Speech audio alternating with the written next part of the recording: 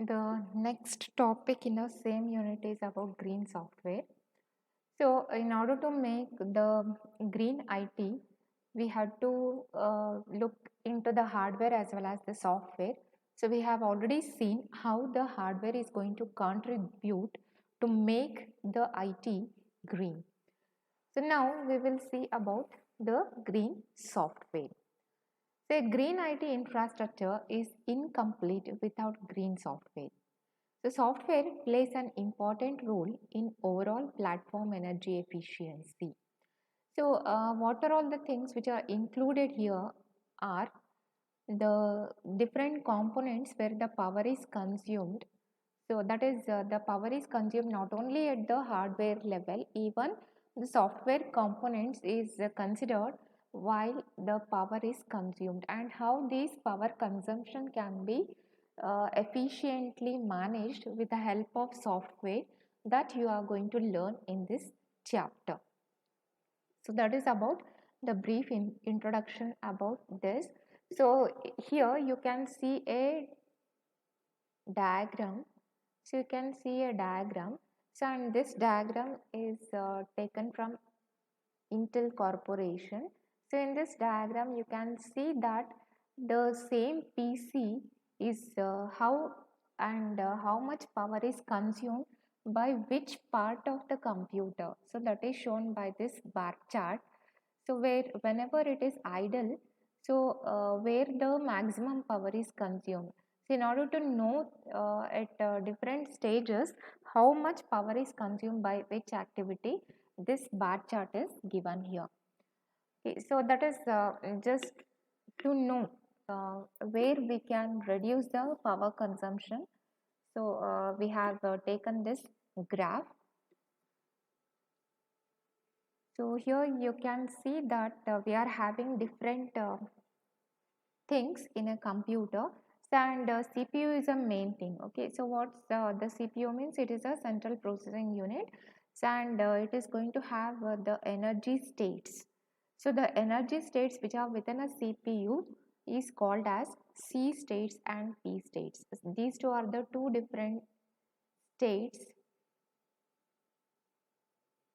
So these two are the two different states of a CPU.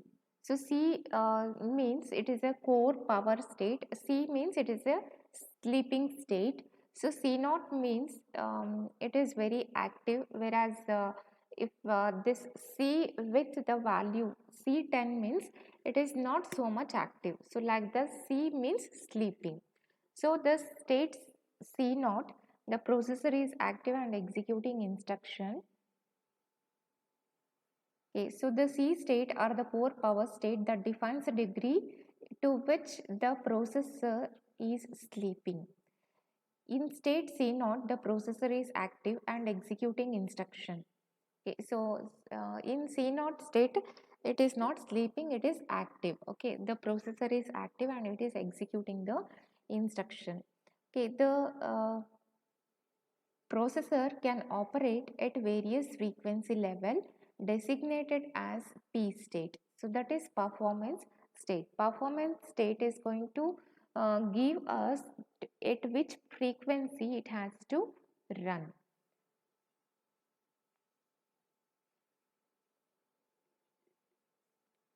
So here is the C state. In a C state, the CPU is active.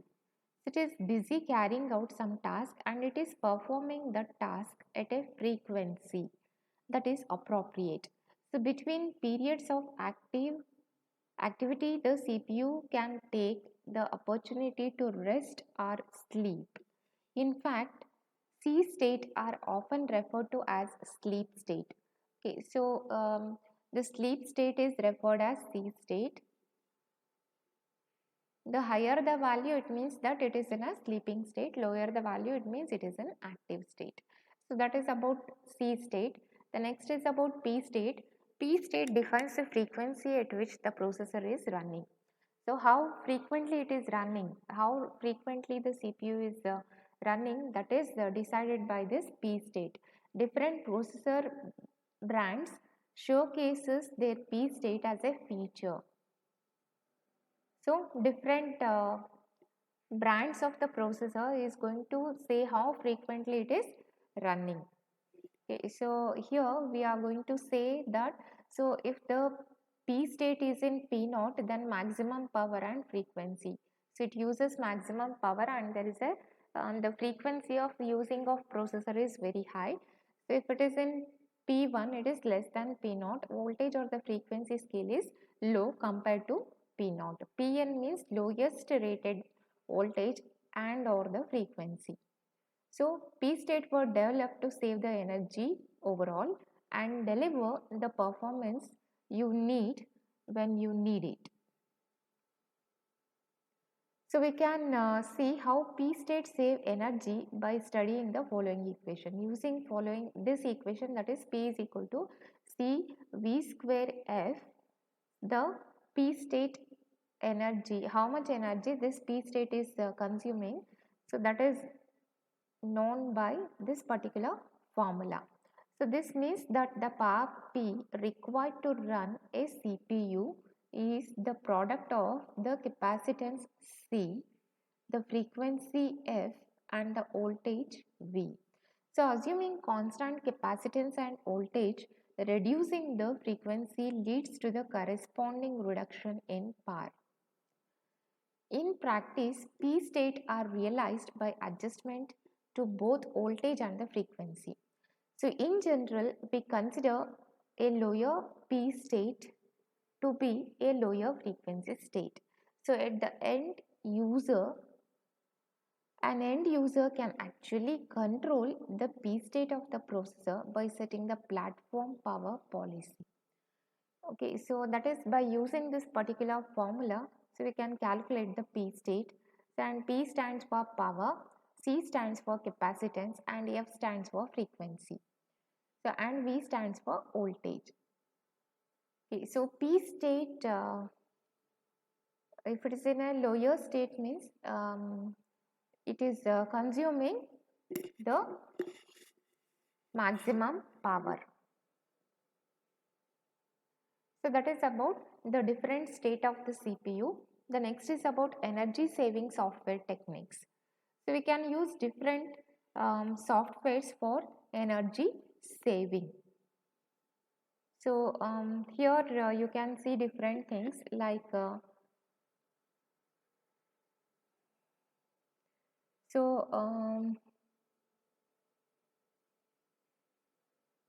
here we are considering the example of DVD playback application. So some are more energy efficient than the another. The number of techniques are available to the developer to implement more energy efficient player. For instance, you could implement a read ahead buffer methodology and allow the optical drive to take a break rather than continuously spinning the disk. So means if we are having a DVD player as a software, so and if that software is going to have read ahead buffering technology or the methodology which is implemented in that software, then the number of spinning of the disk can be braked. Okay, so when we give the break to this physical rotation automatically, so we are saving power. So this is one way. And then we can save the power by using audio decoder when the system is running on battery power, one that may sacrifice a small bit of quality for longer battery life.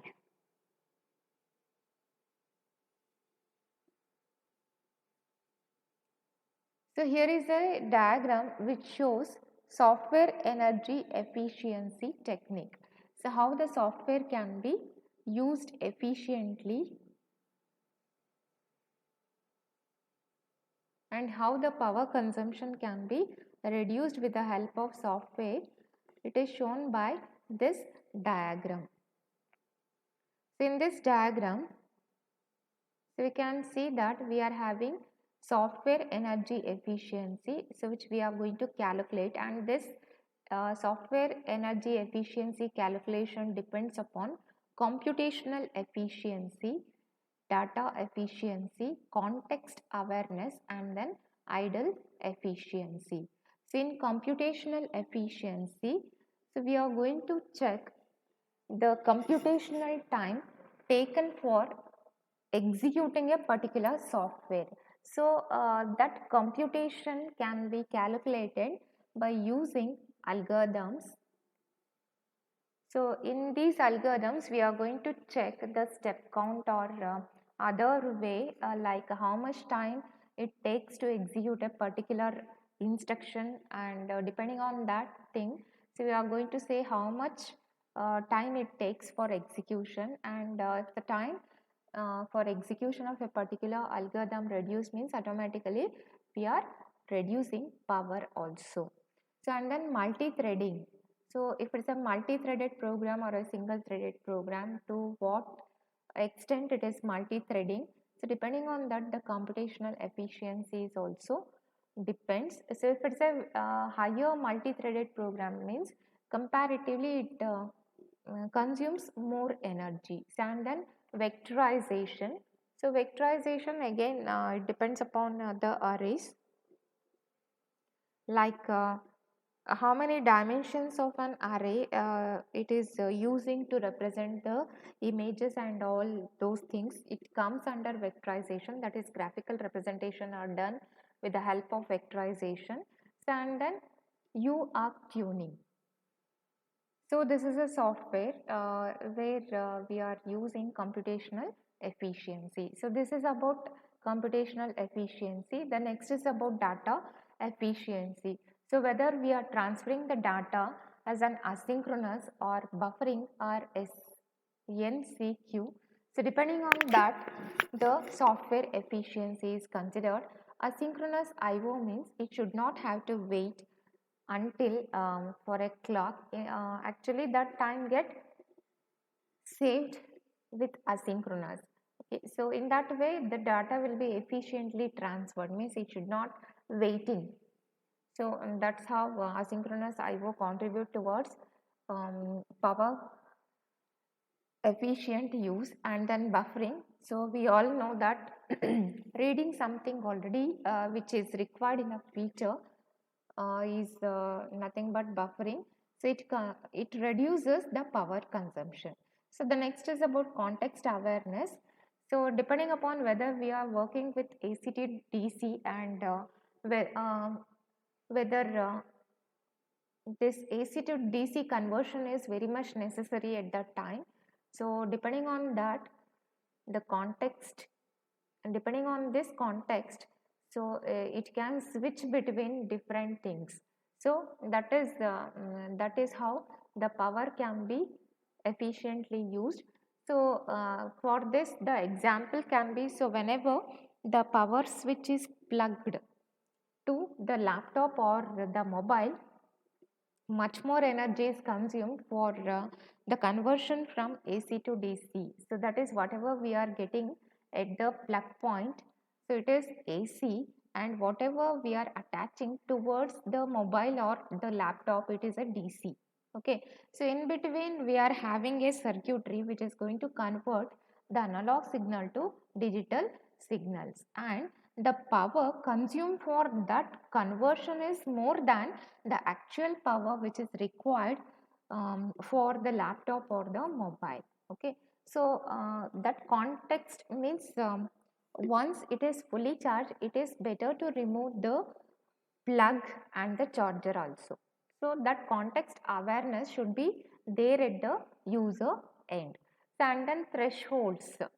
So means the thresholds can be the upper limit and the lower limit about the mobiles or even the laptop also. So whenever it reaches maximum, automatically it should stop charging, and at the same time whenever it the mobile or the laptop, if it is if its charge is less than the 20%, then it is showing us a warning or the pop-up message that your mobile or the laptop is below the this much percentage of charge. So that is called as threshold. So with these thresholds, so we can make the energy consumption efficiently. And then power policies. So power policies should be applied to these green IT products. So means consider for example if we have a mobile and suppose I have only 15 to 10% of the charge in my mobile, so automatically it is going to give me the information that your mobile is running out of battery, so go to the power on, low power mode or power on mode, like that it is going to show as a message. So that comes under power policies. Okay, so means if we go for black and white screen mode, whenever the power is very low, so it will save more energy. So those things comes under power policies. So the next is about idle efficiency. So whenever we are not using the computer or the green IT device, so how much efficiency can be given? So that can be known by the number of C states, and the ranking of the device depends upon this C states, and then timer resolution, and then background activity. How much background activity it is running, that is considered by idle efficiency, and all these things contribute together to get an efficient energy software.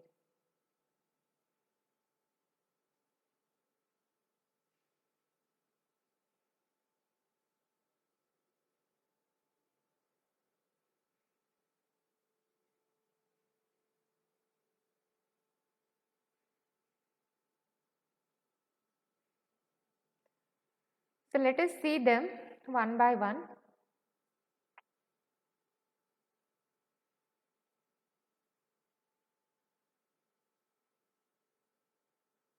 So the first thing is about computational efficiency.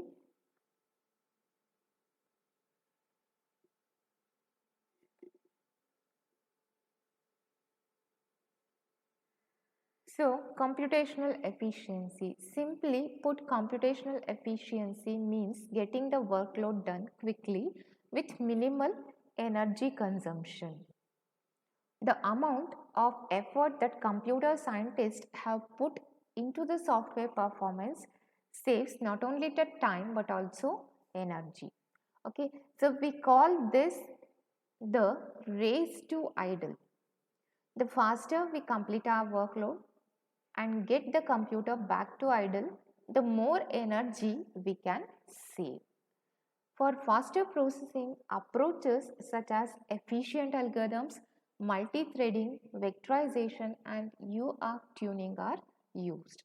So these are the different approaches which are used for faster processing. So efficient algorithm. So that is considerable effort has gone into research to find more efficient means to solve the problem and to investigate and document the corresponding time and space trade-off. So whenever we write a new program or algorithm, so here the timing and the space, how much that particular algorithm or the program is going to take. So that is considered as a measure to check whether it is memory and means whether it is working efficiently both at the um, measure of time as well as the space. So it is clear from computer science theory that the choice of algorithm and data structures can make a vast difference in an application's performance.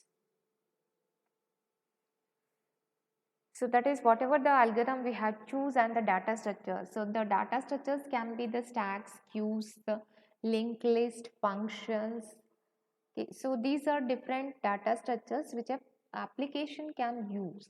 So and depending upon whether we are using which of these data structures and whether we are using these data structures with pointers, arrays or other things, its performance depends. So all other things being equal, an algorithm that computes a solution in O n log n So O n log n is a time parameter, that is we are measuring the time of an algorithm. So this is one way. Big O notation is used to check the efficiency of an algorithm. So as well as we are having big omega and small o notation. So that is nothing but the theta notation. Okay, so with these we can compute how much efficient the algorithm is. So big O of n log n is going to have the higher efficient than big O of n.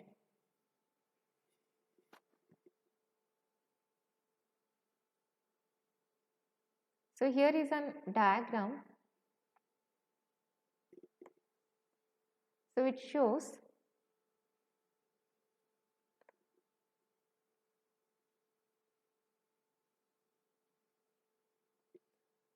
which shows the energy efficiency of an algorithm with the help of the diagram. So that is, so some algorithm which is designed to solve a particular problem is taken as O of n square at one end and another end O of n log n as the another n. So as in this diagram only you can know that the power consumed here it is O of n square, that is here the number of in a bar chart the number of power consumption stripes are more when compared to n log n.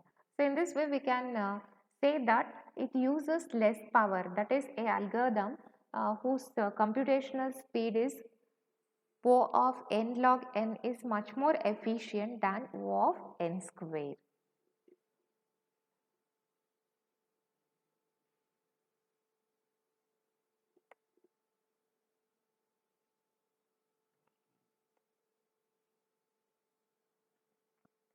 The next is about multi-threading. So multi-threading software delivers better performance and as well as better energy efficiency. To help you to take advantage of multiple cores available in modern computer platform, many threading methodologies and libraries such as OpenMP, OpenCL and thread building blocks are available. Okay, so to illustrate how well developed balanced multi-threading saves energy. So consider the performance of some application. So that is Cinebench is a application. So some computation are given here and the measure energy consumed on a 4-core 8-threaded Intel processor is given and it is shown with a diagram.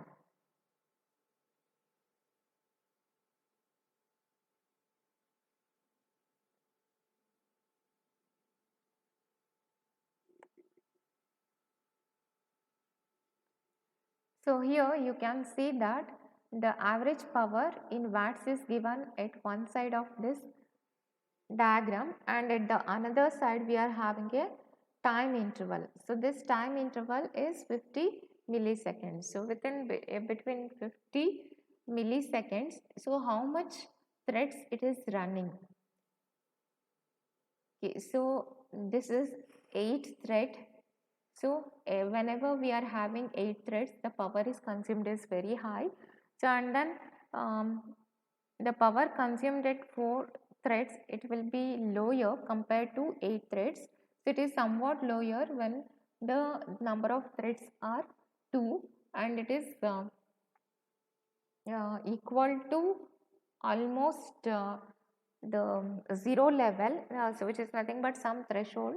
So here it is a 20 watts. So when the thread is only 1, so this is a power consumption in watts.